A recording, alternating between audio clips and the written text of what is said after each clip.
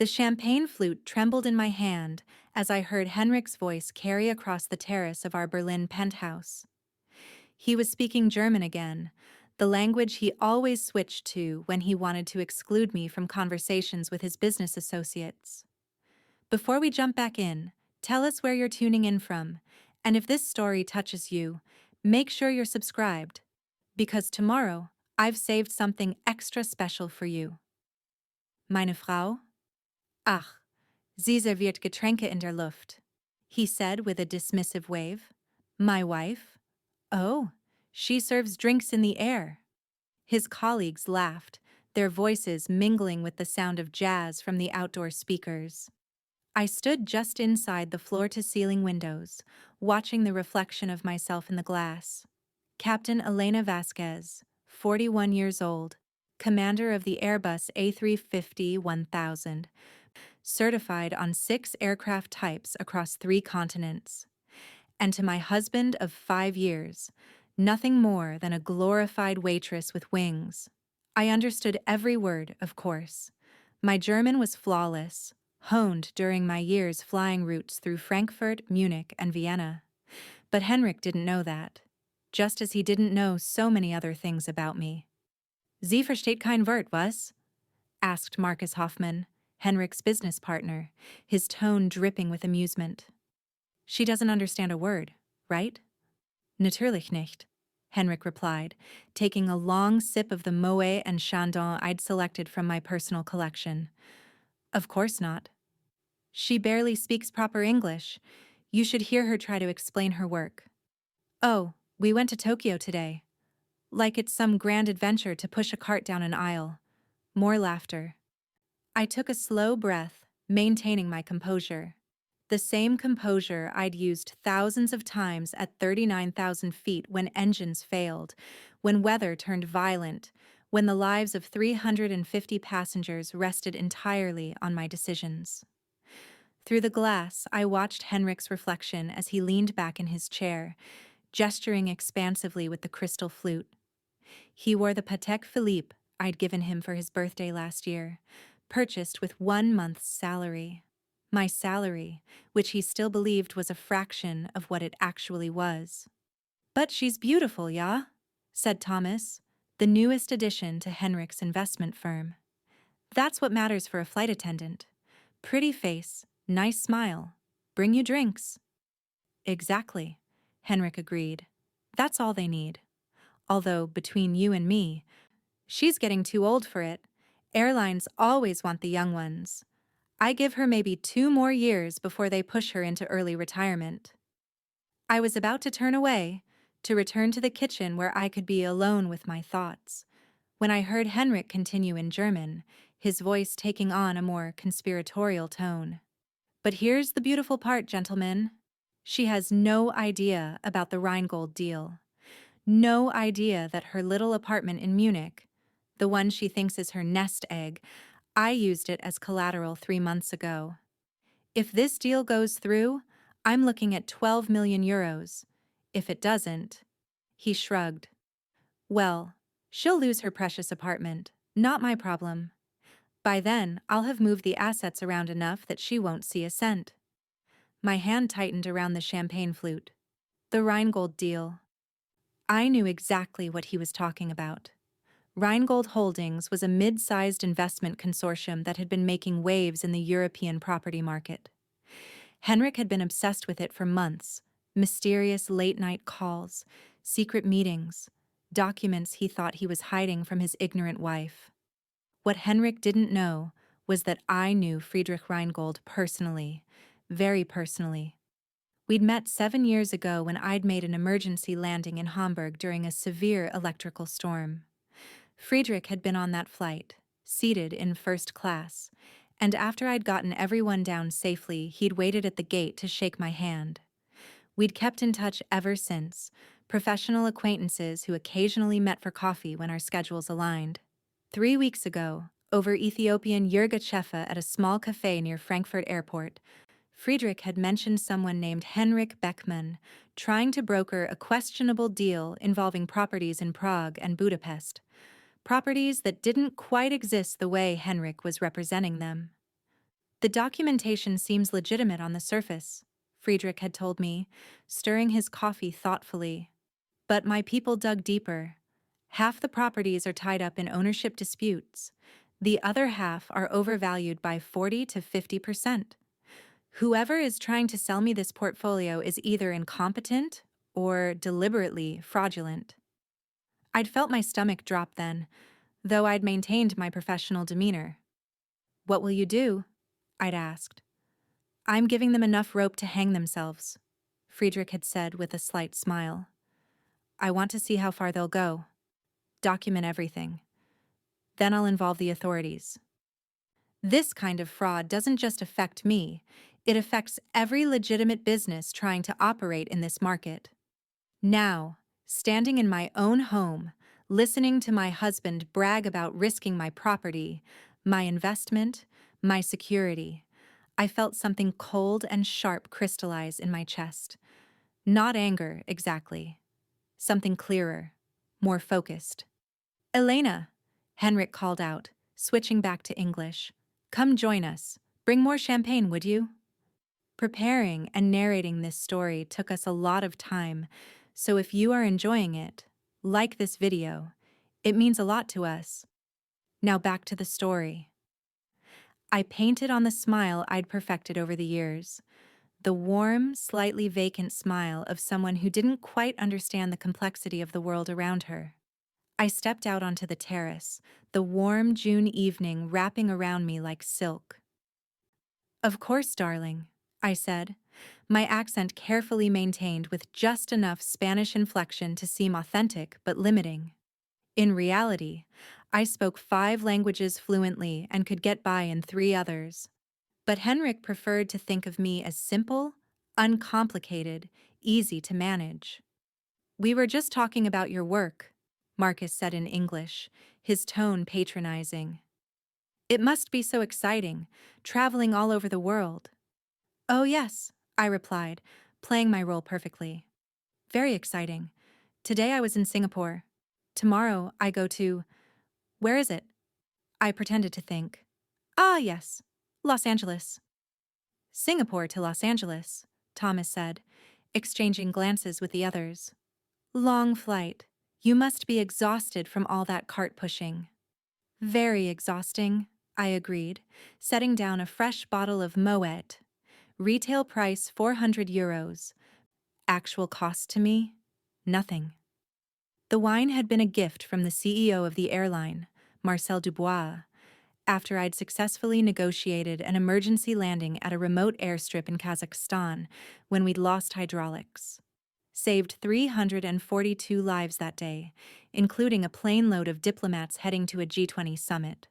Marcel had sent me a case of his personal reserve with a note, "For the best pilot in European skies." "How much do they pay you for such hard work?" asked Marcus, his tone suggesting he already knew the answer would be insignificant. "The salary is okay," I said, giving a modest shrug. "About €3,000 per month, plus some extra for international flights." Henrik laughed. "You see? Barely enough to live on. If it wasn't for my support, she'd be struggling." I nodded, maintaining my expression of gratitude. My actual base salary was €18,000 per month, before bonuses, hazard pay, and consultation fees. My total compensation package, including stock options in the airline, was worth approximately €320,000 annually. I owned 3 properties outright: the apartment in Munich that Henrik had illegally used as collateral, a villa in Mallorca, and a penthouse in Singapore. My investment portfolio, carefully managed by a private wealth advisor in Zurich, was worth just over €4 million. But to Henrik, I was a flight attendant barely making ends meet. "You're very generous," Thomas said to Henrik, raising his glass, "supporting her like this." "What else can I do?" Henrik replied, spreading his hands in a gesture of false magnanimity. "She's my wife. Someone has to take care of her." I excused myself to retrieve another bottle, though we didn't need it. In the kitchen, I pulled out my phone, checking the secure messaging app I used for work. 3 messages waited. The first was from Marcel. Board meeting Tuesday. Your presence required regarding the new training protocols. Also, we need to discuss the Frankfurt route expansion. Your first choice for route commander. The second was from my lawyer, Katharina Schmidt. Preliminary report complete regarding HB financial activities. Call me when convenient. Some concerning developments. The third was from Friedrich Reingold. Must speak with you urgently regarding our previous conversation. The situation has escalated. Are you available for a call tonight? I typed quick responses to Marcel and Katharina, then checked my watch. 10:30 p.m. I could call Friedrich in 30 minutes when I was certain Henrik would be too drunk to notice my absence. When I returned to the terrace with another unnecessary bottle, the conversation had shifted to business. Henrik was in his element, describing the Rheingold deal in broad strokes, painting himself as a visionary investor who'd identified an opportunity that others had missed. The key is understanding the Eastern European market, he said, leaning forward as if sharing profound wisdom. Property values in Prague, Budapest, Bratislava, they're poised to explode. Get in now, and in 5 years you're looking at returns of 3, maybe 400%. And you're sure about the ownership? Marcus asked, his tone suggesting he was interested but cautious. Completely verified. Henrik lied smoothly. I've had my people go through everything. The documentation is pristine. I sipped my water, watching him lie to his colleagues. Did he actually believe what he was saying, or did he know he was selling them a fraudulent deal? It was hard to tell with Henrik. Over our 5 years of marriage, I'd watched him rationalize increasingly questionable behavior, always finding a way to justify his actions. We'd met at a corporate event in Brussels. I'd just been promoted to captain, one of the youngest women to achieve that rank in European aviation. I'd attended the event as a favor to Marcel, who was networking with potential investors in a new airline venture. Henrik had been there representing his firm, and he'd been charming, attentive, seemingly impressed by my career. A pilot, he'd said, his eyes lighting up with what I'd mistaken for genuine admiration. That's incredible. You must be brilliant. For the first year, he'd seemed proud of my accomplishments. He'd attended the airline's annual gala, met my colleagues, even took a tour of the flight simulator. But gradually, subtly, things had changed. My career became cute rather than impressive. My long flights became inconveniences rather than necessities. My salary, which I'd been honest about in the beginning, became a source of jokes rather than respect. The shift had been so gradual, I'd almost missed it. But then came the night, about 18 months ago, when Henrik had come home furious after a bad day at work. At least I have a real career, he'd shouted during the argument. Not playing stewardess in the sky. I'd corrected him then, firmly but calmly. I'm a captain, Henrik. There's a difference. Captain, stewardess. What's the difference? You're all service workers. You bring people drinks and peanuts. That's when I'd realized the man I'd married had never really seen me. He'd seen a beautiful woman with an exotic job that made for good dinner party stories. But the reality of who I was, what I did, the responsibility I carried, he'd never truly understood or respected it. So I'd made a decision. If Henrik wanted to think of me as a simple flight attendant, I'd let him.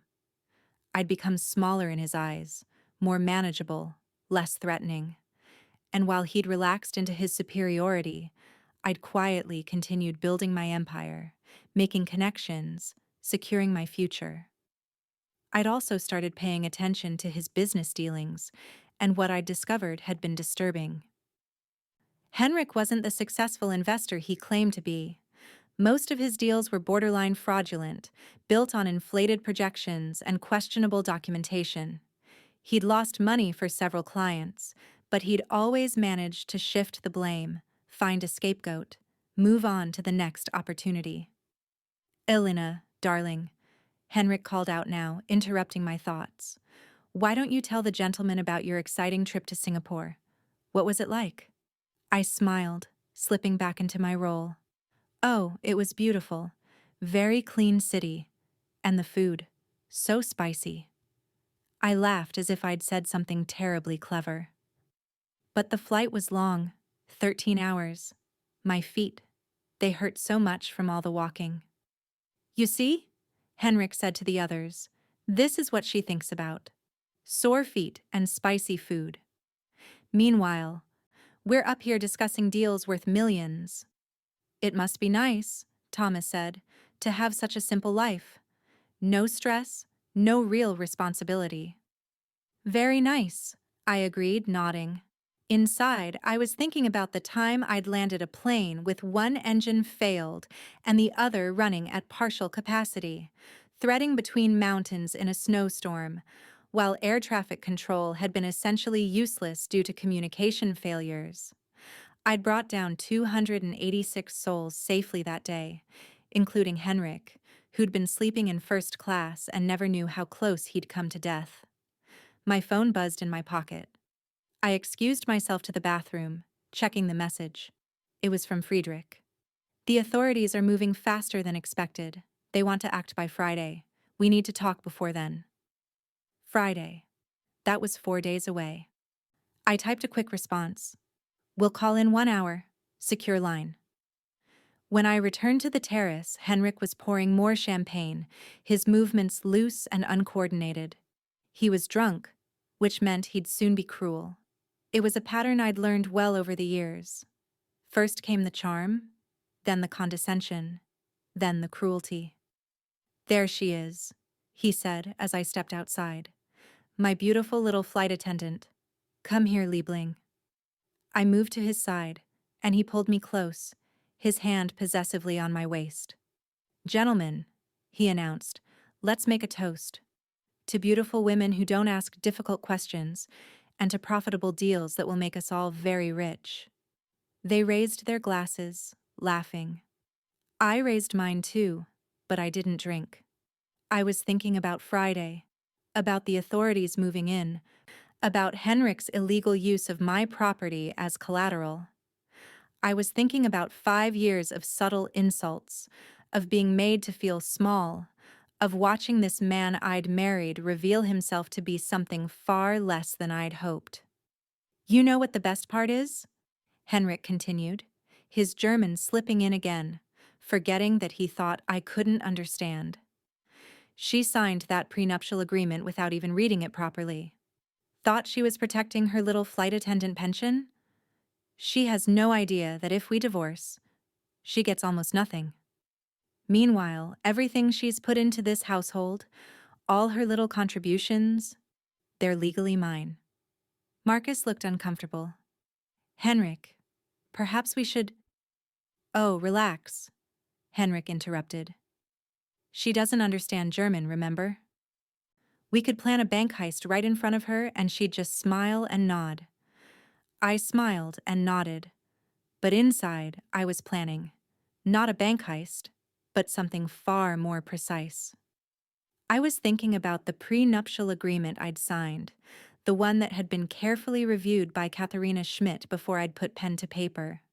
The one that had been deliberately written to appear favorable to Henrik while actually protecting every single asset I'd accumulated before and during our marriage.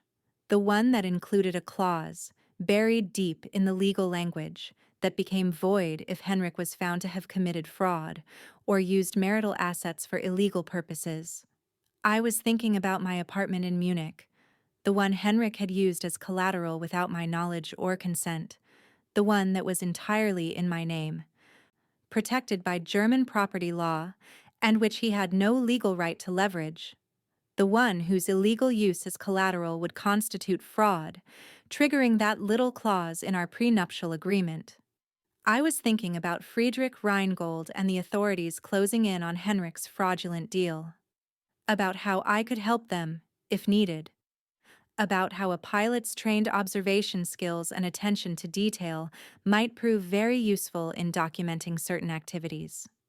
But mostly, I was thinking about how Henrik had no idea who he'd married. He thought he'd found a beautiful, simple woman with a cute job and limited prospects. He had no idea he'd married someone who made life or death decisions regularly, who commanded respect from some of the most powerful people in European aviation, who had built a financial empire through careful planning and strategic thinking. "I think I go to bed now," I said, playing up my accent. "Very tired from the flight." "Of course, darling," Henrik said, barely looking at me. "We'll try to keep it down." I kissed his cheek, nodded politely to his colleagues, and retreated inside. But I didn't go to bed. Instead, I went to my study, the one room in the apartment that Henrik never entered. "Your little office," he called it dismissively. He thought I used it to pay bills and organize my schedule. In reality, my study was my command center. I locked the door and activated the white noise generator I'd installed to prevent any conversation from being overheard. Then I pulled up the panel behind my bookshelf, revealing a small safe where I kept my most important documents. Inside were copies of everything: my property deeds, my investment statements, my pilot certifications, my contracts with the airline. Also inside were the documents I'd been collecting on Henrik over the past year, ever since I'd realized the extent of his deceptions. I'd started keeping records when I'd noticed discrepancies in our household finances. Small things at first: bills that didn't match up, expenses that seemed inflated. Then larger things: mysterious transfers, accounts I didn't know about, properties listed under shell companies that traced back to Henrik's firm. I'd hired Katarina Schmidt 6 months ago, not to prepare for divorce, but to understand exactly what Henrik was doing with our finances. What she'd uncovered had been shocking. Henrik had been systematically trying to gain control of my assets, using forgery, fraud, and manipulation. The prenuptial agreement he thought protected him was actually riddled with his own mistakes, clauses that would never hold up in court, evidence of his attempts to deceive me. Now, as I pulled out my secure phone and dialed Friedrich's number, I felt a clarity I hadn't experienced in years.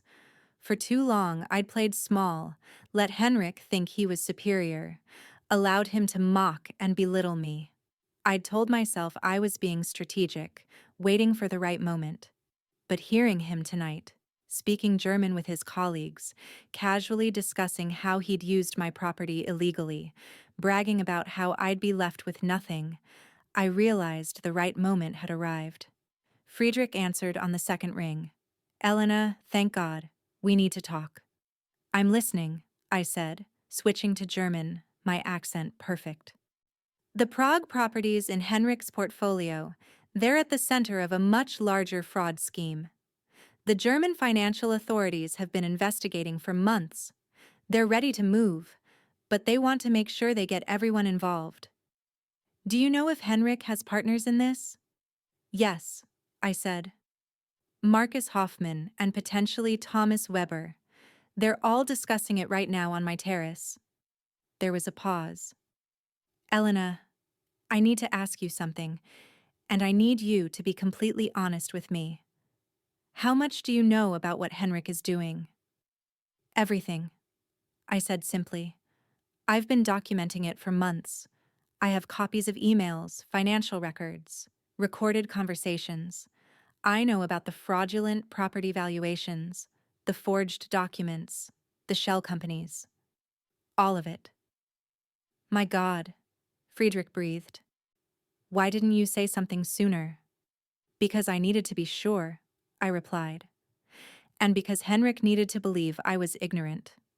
Once he knew I understood what he was doing, he would have found a way to hide it all, blame someone else, disappear. This way, he's been careless. He's documented his own crimes. The authorities will want to speak with you." "I know. I'm ready." "But Friedrich, there's something else. Henrik used my apartment in Munich as collateral for this deal. He forged my signature, used my property without my consent. That's fraud, and it voids our prenuptial agreement. Which means? Which means when this all falls apart, when the authorities arrest him and his colleagues, when his firm collapses and his reputation is destroyed, I'll be protected. More than protected. I'll have legal grounds to claim damages for his fraudulent use of my assets. Friedrich was quiet for a moment. You've been planning this. I've been protecting myself, I corrected. There's a difference. Henrik made his own choices. I'm simply making sure his choices don't destroy me in the process. What do you need from me? How much time do I have before the authorities move? They want to act Friday morning. Coordinated arrests across multiple locations. They'll need your testimony, your documents. They'll probably want to interview you Thursday evening to prepare. Good. That gives me 4 days. Friedrich, I need you to do something for me. I need you to call Henrik tomorrow. Tell him you're ready to move forward with the Rheingold deal. Tell him you want to meet Thursday evening to finalize everything. Keep him confident. Keep him thinking everything is going according to plan. You want him to walk into the meeting thinking he's about to close the deal? Exactly. And I want to be there when it all falls apart. Elena. Friedrich hesitated. Are you sure about this? Once this starts, there's no going back. Henrik will know you were involved. His reputation will be destroyed. His career will be over. Probably prison time. I thought about Henrik's voice tonight, speaking in German, so certain I couldn't understand. I thought about 5 years of being made to feel small, stupid, insignificant. I thought about him using my property illegally, planning to leave me with nothing when his scheme inevitably collapsed. I'm sure, I said. Henrik made his choices. Now he gets to live with the consequences. After I hung up with Friedrich, I spent another hour organizing my documents, preparing a comprehensive file for the authorities.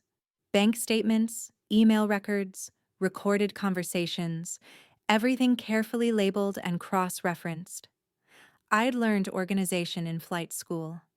Lives depended on pilots being methodical, thorough, and precise.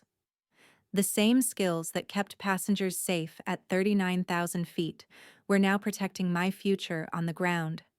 Around midnight, I heard Henrik and his colleagues finally wrapping up their evening. Car doors slammed, engines started, voices faded into the night. I waited, listening to Henrik's unsteady footsteps as he came inside, stumbling slightly. The refrigerator opened and closed. Water ran in the kitchen.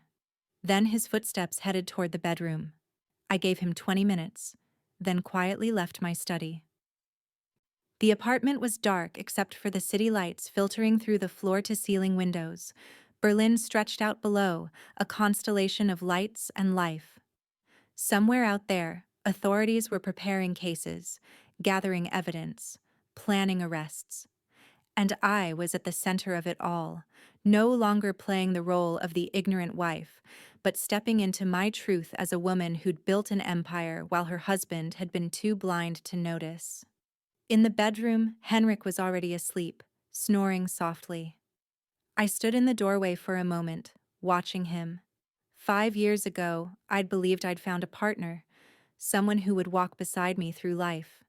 Instead, I'd found someone who wanted to walk on top of me, using me as a stepping stone to his own ambitions.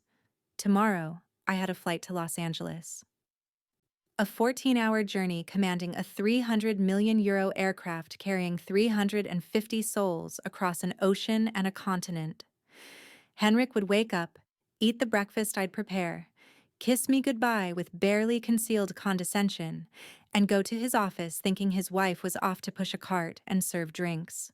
He would never imagine that while he was scheming and plotting and congratulating himself on his brilliance, I was being trusted with hundreds of lives, making split-second decisions that could mean the difference between landing safely and disaster.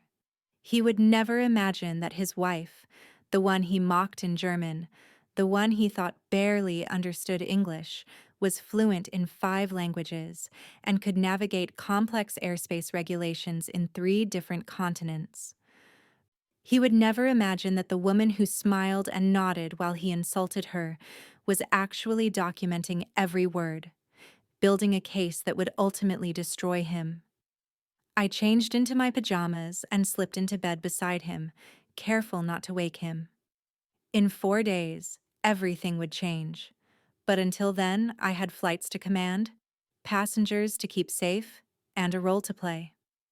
As I drifted off to sleep, I thought about my favorite moment in flying, the moment just after takeoff, when the ground falls away and the aircraft rises into the sky. That moment when you break free from Earth's pull and enter a new realm. That moment of weightlessness and power and pure possibility.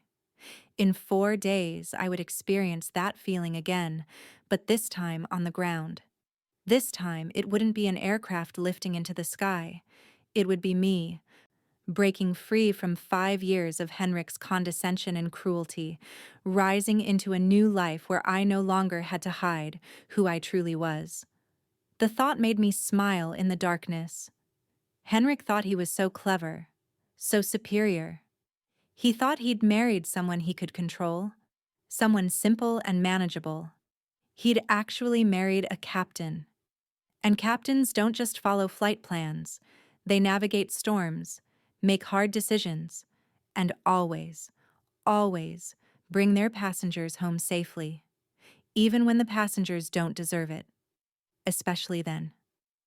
The alarm went off at 4:30 a.m. I silenced it quickly, not wanting to wake Henrik, and slipped out of bed.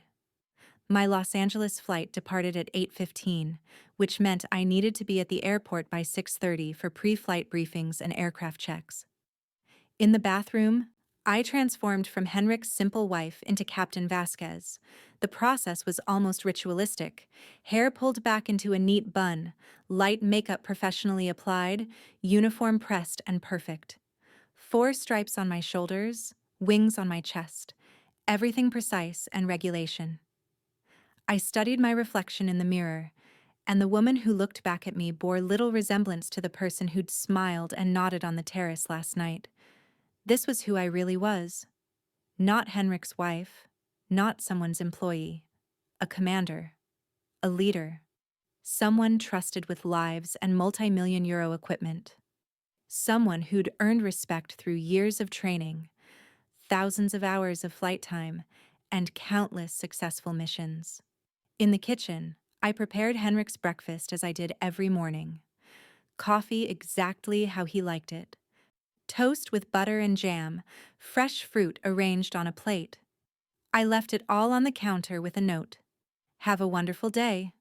Love you. E. The words felt hollow now, but routine was important.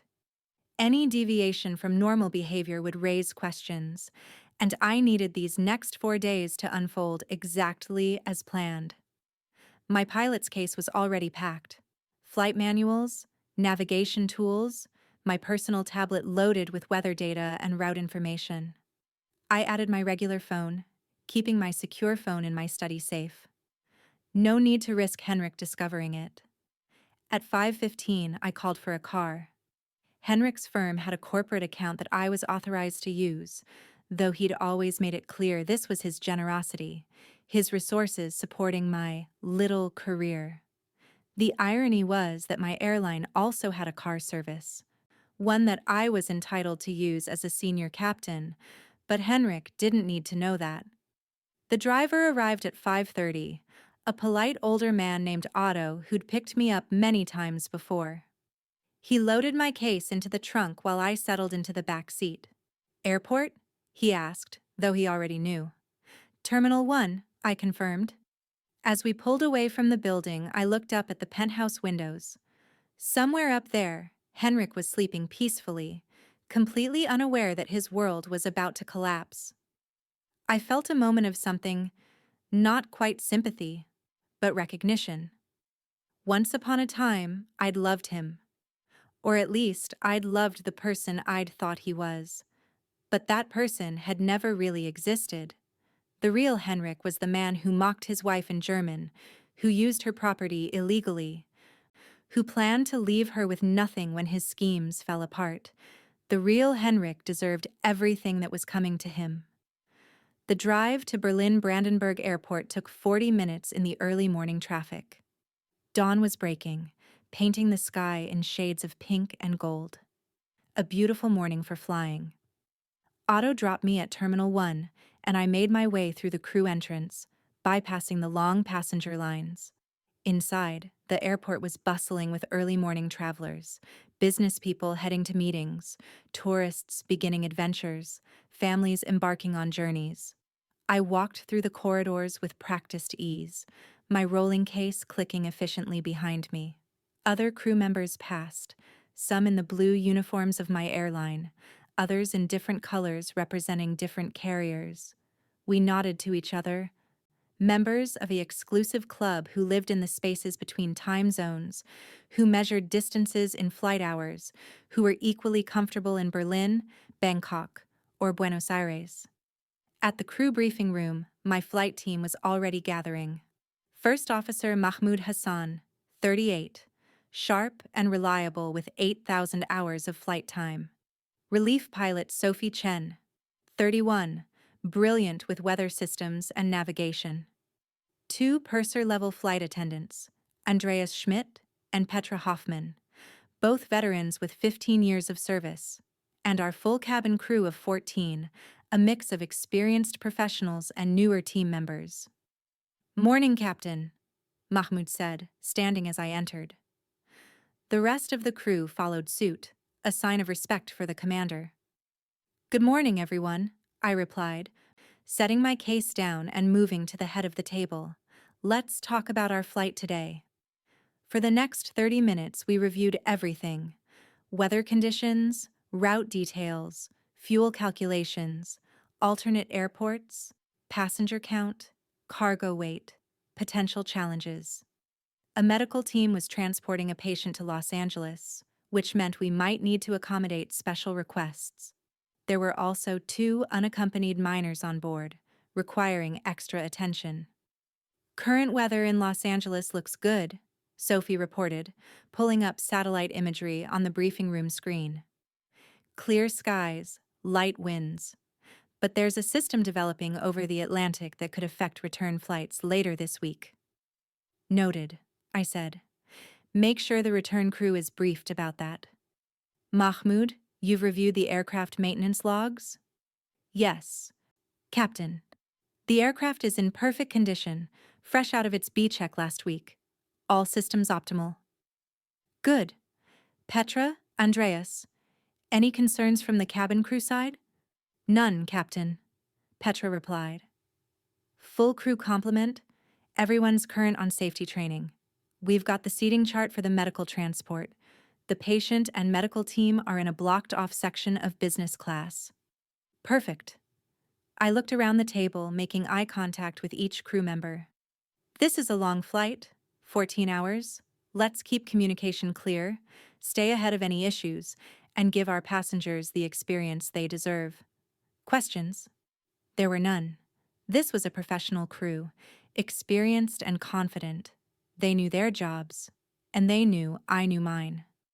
"All right then," I said, standing. "Let's go flying."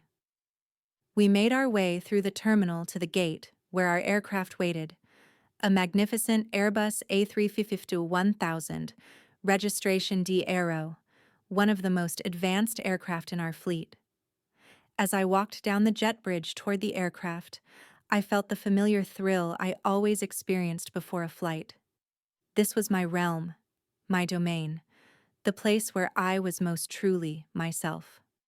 The aircraft gleamed in the morning light, its sleek lines promising speed and efficiency. I paused at the door, touching the fuselage gently, a ritual I'd performed before every flight for 20 years. "Take care of us," I whispered to the machine. Inside, the aircraft smelled of fresh coffee and cleaning solution. The cabin crew was already preparing the cabins, checking supplies, setting up service areas. I walked through business class and first class, observing, ensuring everything met standards, then made my way forward to the flight deck. The cockpit of an A350 is a marvel of modern engineering. 6 large LCD screens providing every piece of information a pilot could need. Side stick controllers, overhead panels with hundreds of switches and buttons, all ergonomically designed for maximum efficiency and minimum error. I settled into the left seat, the captain's position, and began my checks. Mahmoud took the right seat, and we worked in practiced synchronization, calling out items from our checklist, verifying systems, programming our route into the flight management computer. Flight management system programmed for EDDB to KLX, Mahmoud reported. Route filed and accepted by ATC. Confirmed, I replied, double-checking his work. Weather data loaded? Loaded and current. Fuel? 123,000 kilos. Flight plan calls for 112,000. We have ample reserves. Good. Sophie Chen entered the cockpit, securing her jump seat behind us. Crew briefing complete, Captain. Cabin secure. Passengers boarding now. Through the cockpit windows, I could see the jet bridge, passengers streaming aboard. Families with children, business travelers with laptops, elderly couples holding hands, 350 people, each with their own stories, their own reasons for traveling, their own lives waiting in Los Angeles. My responsibility, my crew, my aircraft, my command. This was what Henrik would never understand. When he mocked my flight attendant career, he was mocking this: the immense responsibility, the technical expertise, the leadership required to command an aircraft like this. He saw someone serving drinks. He couldn't see someone commanding a machine worth 300 million euros, someone trusted with hundreds of lives, someone who dedicated her life to mastering one of the most challenging professions on Earth. Ground crew reports loading complete, Mahmoud said. Cargo doors closed and locked. I keyed the microphone. Cabin crew, flight deck, status report? Andreas's voice came through clear and professional. Flight deck. All cabin doors closed and locked. All passengers seated. Safety demonstration beginning now. Acknowledged. We'll be pushing back in 5 minutes. I watched the cabin crew through the security camera feed as they performed the safety demonstration with practiced precision. Then, I picked up the microphone for the passenger address system. Good morning, ladies and gentlemen. This is Captain Vasquez speaking from the flight deck. On behalf of First Officer Hassan, Relief Pilot Chen, and our entire crew, welcome aboard Flight 773 to Los Angeles. Our flight time today will be 13 hours and 45 minutes. We'll be cruising at 41,000 feet, and the weather in Los Angeles is currently clear and beautiful, with temperatures around 72 degrees Fahrenheit. I continued with the standard announcement, but I was thinking about Henrik, still asleep in our Berlin penthouse. He'd wake up in about an hour, find the breakfast I'd left, maybe check his phone while eating. He'd probably have messages from Marcus or Thomas about last night's discussions. He'd go about his day planning his fraudulent deal, confident in his superiority, never imagining that his wife was currently commanding a flight across an ocean while simultaneously helping authorities prepare his arrest. Ladies and gentlemen, flight attendants, prepare for departure. The pushback tractor connected to our nose gear, and slowly, precisely, the massive aircraft began moving backward away from the gate. I watched through the windows as the ground crew guided us, their orange vests bright in the morning sun. Ground, Flight 773, ready to taxi. Flight 773, taxi runway 25 right via taxiways Alpha, Delta, Uniform. Runway 25 right via Alpha, Delta, Uniform, Flight 773. The A350's engine spooled up with a satisfying hum of power. 300 million euros of engineering responding to my commands. We rolled forward smoothly, following the blue taxiway lights toward the runway. As we taxied, I performed my final checks. Flight controls full and free movement. flaps and slats extended to takeoff position, spoilers armed, auto brake set. Everything precise, everything perfect. Tower, Flight 773, ready for takeoff runway, 25 right. Flight 773, cleared for takeoff runway 25 right, wind 240 at 8 knots. Cleared for takeoff, 25 right, Flight 773. I advanced the throttles, feeling the tremendous power of the Rolls-Royce Trent XWB engines respond. The A350 accelerated smoothly, rapidly, the runway centerline disappearing beneath us at an increasing rate. 80 knots, Mahmoud called out. Check, I replied. V1. The decision speed. Past this point, we were committed to flight. The aircraft raced forward, eating up runway. Rotate. I eased back on the side stick, and the nose lifted.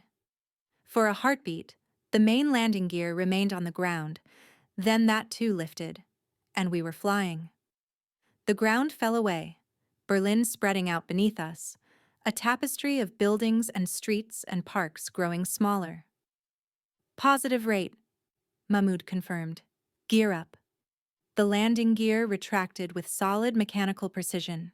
We climbed through the morning sky, breaking through scattered clouds, the earth dropping away below.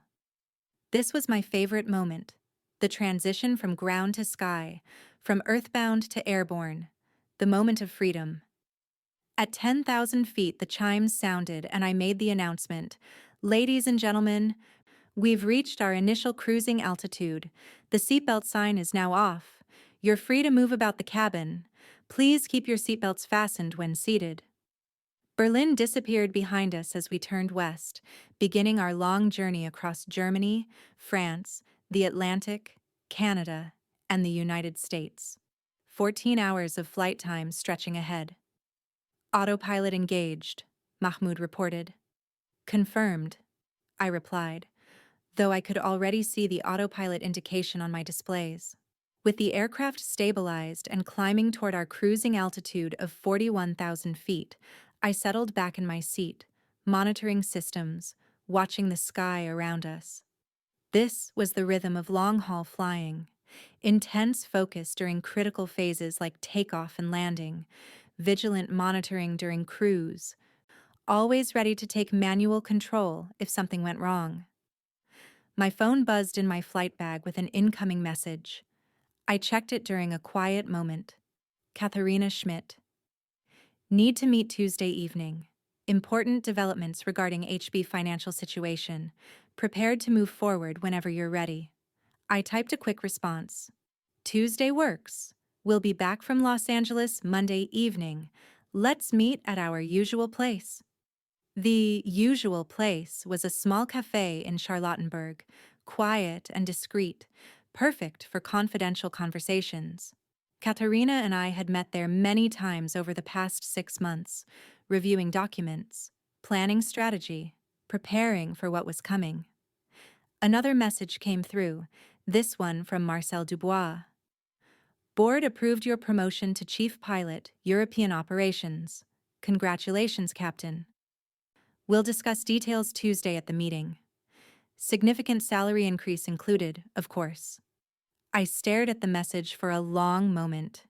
Chief Pilot, European Operations. It was the position I'd been working toward for years, a role that would put me in charge of all pilot training and operations for the airline's European routes.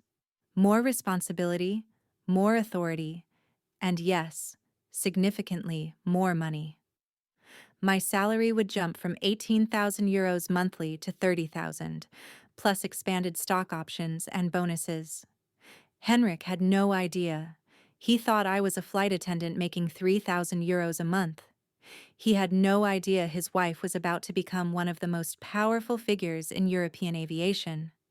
I replied to Marcel, "Thank you for this opportunity. I won't let you down." Looking forward to the Tuesday meeting. Captain? Sophie Chen's voice came from behind me. Would you like coffee? Please, I said. Black, 2 sugars. She returned a few minutes later with a tray. Coffee for all three of us, plus some pastries. We sipped our coffee in companionable silence, watching the sky ahead. Below us, scattered clouds painted shadows on the landscape. Ahead, the horizon stretched endlessly, promising the adventure that came with every flight. "You've been with the airline for how long, Sophie?" I asked. 8 years, she replied. Started as a first officer on the A320, moved up to the A350 3 years ago. This is my second year as relief pilot on long-haul routes. You're thinking about moving to captain? Eventually, maybe another 2 years. I want to build more experience first. I nodded. Smart. There's no rush. The captain's seat will still be there when you're ready.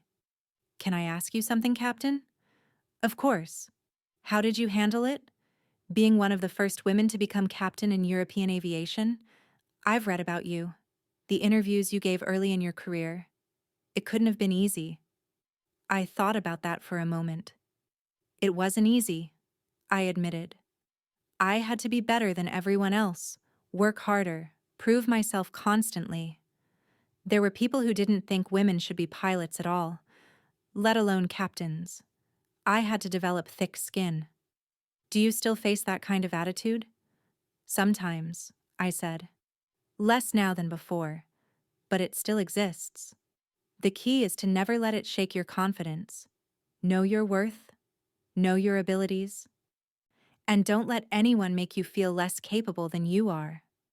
Sophie nodded thoughtfully. I needed to hear that. Thank you, Captain. Call me Elena when we're not in critical phases, I said with a smile. We've got 14 hours together. No need to be overly formal. Thank you, Elena. The flight continued smoothly. We crossed Germany, then France, the Alps visible as white peaks through the occasional cloud breaks. Air traffic control handed us off from one sector to another as we passed through different airspaces. The routine communications became almost meditative. Acknowledge instructions, read back altitudes, confirm route changes. Around mid-flight, we were over the Atlantic, that vast stretch of ocean where you can fly for hours without seeing land. This was when the reality of flight truly struck home. We were in a metal tube at 41,000 feet, moving at 550 miles per hour, surrounded by air so thin it couldn't support human life, above an ocean so deep that finding anything in it was nearly impossible.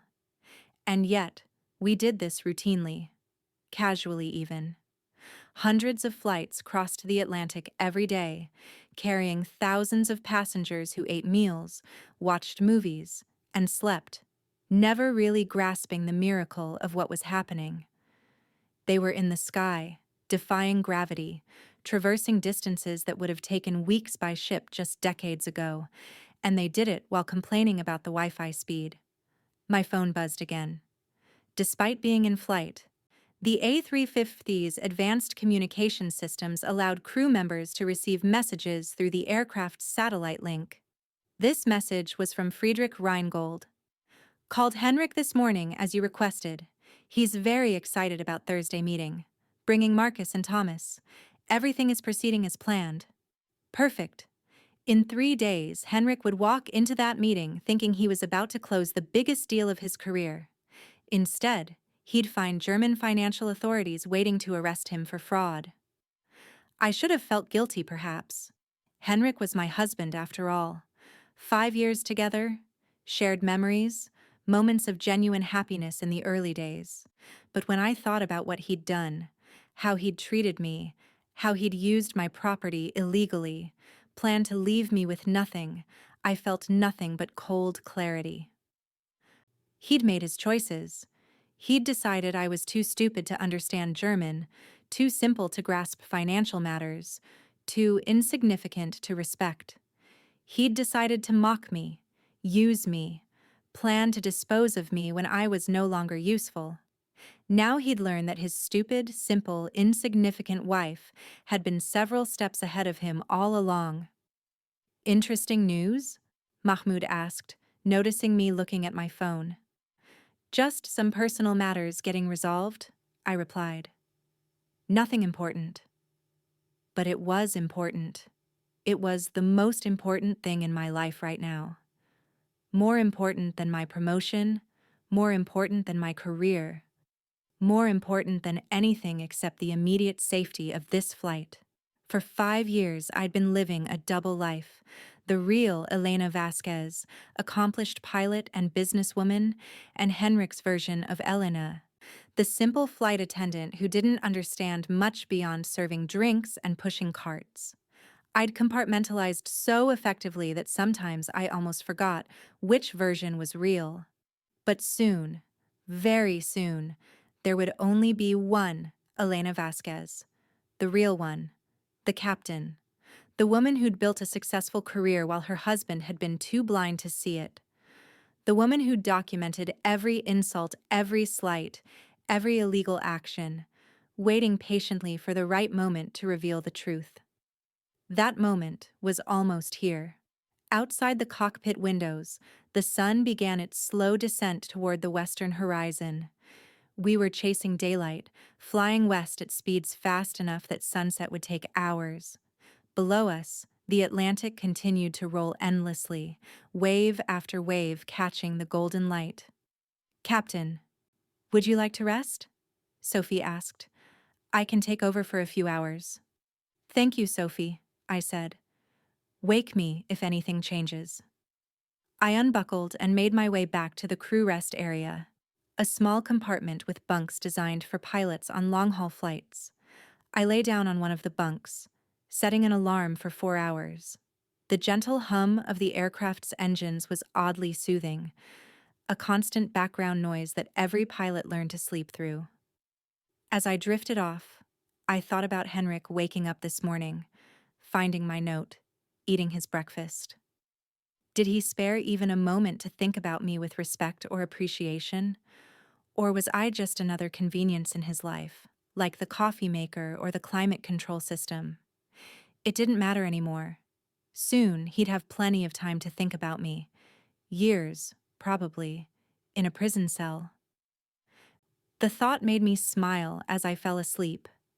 The landing in Los Angeles was textbook perfect. 14 hours after leaving Berlin, I guided the A350 onto runway 24 right, with barely a whisper of contact, the kind of landing that makes passengers applaud.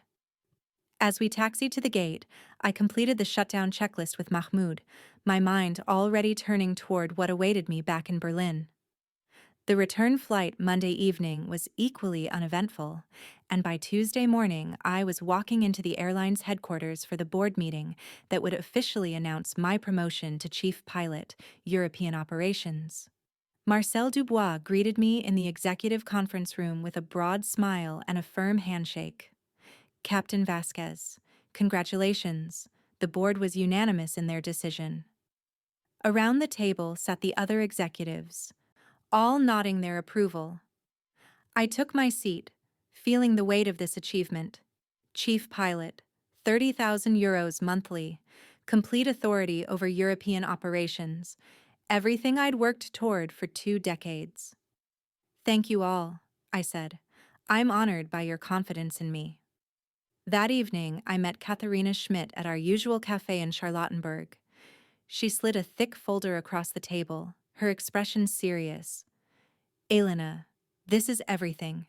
Henrik's fraudulent property scheme, the illegal use of your Munich apartment as collateral, his shell companies, the forged signatures.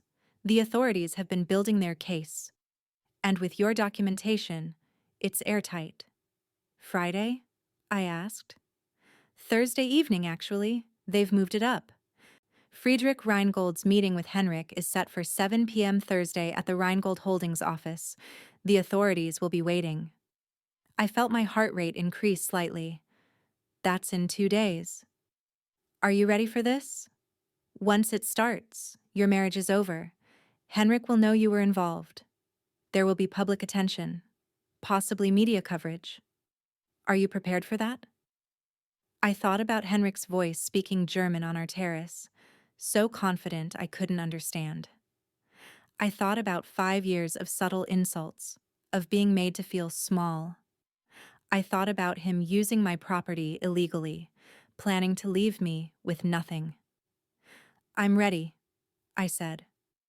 Wednesday passed in a blur of preparation. I organized all my documents, made copies of everything for my lawyer, secured my assets. Henrik noticed nothing. He came home that evening excited, almost manic with anticipation. "Tomorrow's the day," he said in German to Marcus over the phone, not knowing I was in the next room. "Tomorrow we close the Rheingold deal and we're set for life. That fool doesn't know what he's buying. By the time he figures out the properties are worthless, we'll have the money offshore." I listened carefully, recording every word on my phone. Thursday morning arrived cold and gray. Henrik dressed in his best suit, checking his appearance multiple times in the mirror. "I have a very important meeting tonight," he said to me in English, his tone patronizing. "Don't wait up. I'll probably celebrate afterward." "Good luck, darling," I said, playing my role one last time. After he left, I called Katharina. "I want to be there. At the Rheingold office when it happens." "Elena, I don't think—" "I need to be there? Katharina, I need to see it." She was silent for a moment, then sighed.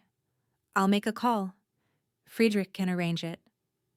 At 6:30 p.m., I arrived at Rheingold Holdings, a sleek glass building in Berlin's financial district. Friedrich met me in his private office, concern evident on his face. "The authorities are set up in the conference room next door," he explained. "You can observe through the one-way glass. Are you absolutely certain about this?" "I've never been more certain of anything," I replied. At 7 p.m. exactly, Henrik arrived with Marcus and Thomas. I watched through the one-way glass as they entered Friedrich's conference room, all smiles and confidence. They shook hands, exchanged pleasantries, settled around the table with their briefcases full of fraudulent documents. "Gentlemen," Friedrich began in German, "before we proceed, there's something you should know." He pressed a button, and the door opened. 4 plainclothes police officers entered, followed by 2 officials from the German Financial Authority. Henrik's face went white. "What is this?" "Henrik Beckmann, Marcus Hoffmann, Thomas Weber," one of the officers said formally. "You are under arrest for conspiracy to commit fraud, forgery, and illegal use of property as collateral. You have the right to remain silent." I watched Henrik's world collapse in real time. His eyes darted around the room, looking for an escape that didn't exist. Marcus started to protest, but the officers were already handcuffing them. "There must be some mistake," Henrik stammered, switching to English. "This is a legitimate business transaction." "We have all the evidence, Herr Beckmann," the financial authority official said, "including recordings of your conversations admitting to fraud. Your shell companies have been traced, the forged documents identified. Your use of your wife's property without her consent documented." Henrik's eyes widened. "My wife? Elena doesn't know anything about—" "Your wife knows everything," Friedrich said quietly. "She's known for quite some time. She's the one who brought this to our attention." I stepped out from the observation room into the conference room. Henrik's expression when he saw me was something I would remember forever. Shock, disbelief, betrayal, and slowly, horrible understanding. "You," he whispered, "but you're just a flight attendant. You don't understand. You can't." "I'm not a flight attendant," I said calmly in perfect German. "I'm a captain. And I've understood every word you've said for the past 5 years." His face went from white to red. "You speak German? All this time? All this time you mocked me, used me, planned to steal from me. You thought I was too stupid to understand, too simple to notice. But I noticed everything, Henrik. Every insult, every lie, every fraudulent deal. I documented it all. Captain Vasquez also happens to be the friend who alerted me to your fraudulent scheme," Friedrich added. When you were bragging about selling me worthless properties, you never bothered to learn that your wife and I have known each other for 7 years. She saved my life once, during an emergency landing. I trust her completely. Henrik looked at me with something like horror. You knew everything? I'm also the newly appointed chief pilot of European operations for the airline, I continued. My actual salary is 30,000 euros per month, not the 3,000 you believed. I own 3 properties outright, have investments worth over 4 million euros, and speak 5 languages fluently. The woman you thought you married never existed, Henrik. She was a role I played because I wanted to see who you really were. And now we know, Katerina said, entering the room with another folder. These are divorce papers, Henrik. The prenuptial agreement you thought protected you is void due to your fraudulent activities. You used your wife's property illegally, which constitutes grounds for immediate dissolution of the marriage, with full asset protection for her. The officers began leading them out. Henrik resisted, turning back to me. Elena, please. We can fix this. I made mistakes, but... You didn't make mistakes, I said quietly. You made choices. You chose to mock me, to use me, to plan my destruction. Now you get to live with the consequences of those choices.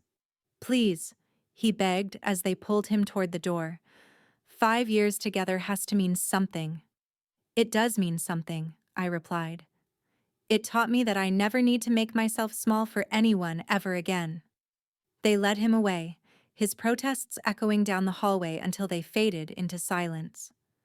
Friedrich approached me carefully. Are you all right?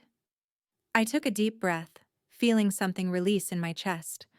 Not quite relief, but something close to it. Freedom, perhaps. I'm fine, I said. Better than fine, actually. What will you do now? I thought about that. My promotion started next week.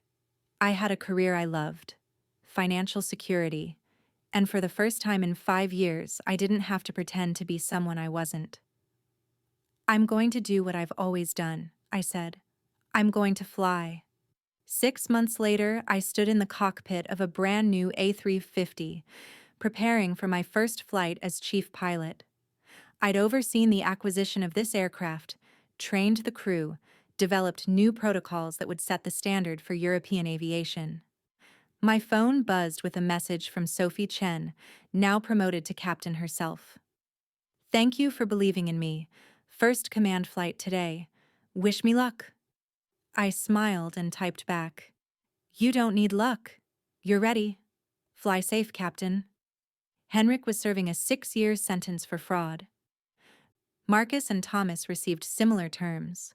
I'd testified at their trial, calmly and professionally, presenting the evidence I'd gathered. The judge had commended me for my thoroughness. The divorce had been finalized last month. I'd kept everything that was mine, and Henrik had left with nothing but his legal debts and ruined reputation. I didn't hate him. I'd moved past that. He'd been a chapter in my life, a difficult one, but ultimately one that had taught me valuable lessons about knowing my worth and never accepting less than I deserved. Captain Vasquez? The first officer called from the right seat. We're ready for pushback. I settled into the captain's seat, feeling the familiar sense of rightness. This was where I belonged. Not playing small in someone else's story, but commanding my own life, my own destiny. Tower, this is Flight 923, ready for pushback. As we taxied toward the runway, I thought about that evening on the terrace when Henrik had mocked me in German. He'd thought he was so clever, so superior. He'd never imagined that the woman he was insulting would be the one to bring down his entire world. Cleared for takeoff. Flight 923. I advanced the throttles, feeling the massive engines respond. The aircraft accelerated down the runway, faster and faster, until that magical moment when the wheels left the ground and we rose into the sky. Henrik had wanted to keep me grounded, to make me small enough to control, but I was meant to fly, and nothing, no one, would ever clip my wings again. The ground fell away, and we climbed into the endless blue, free, powerful, exactly where I belonged. The end. Up next. You've got 2 more standout stories right on your screen. If this one hit the mark, you won't want to pass these up. Just click and check them out.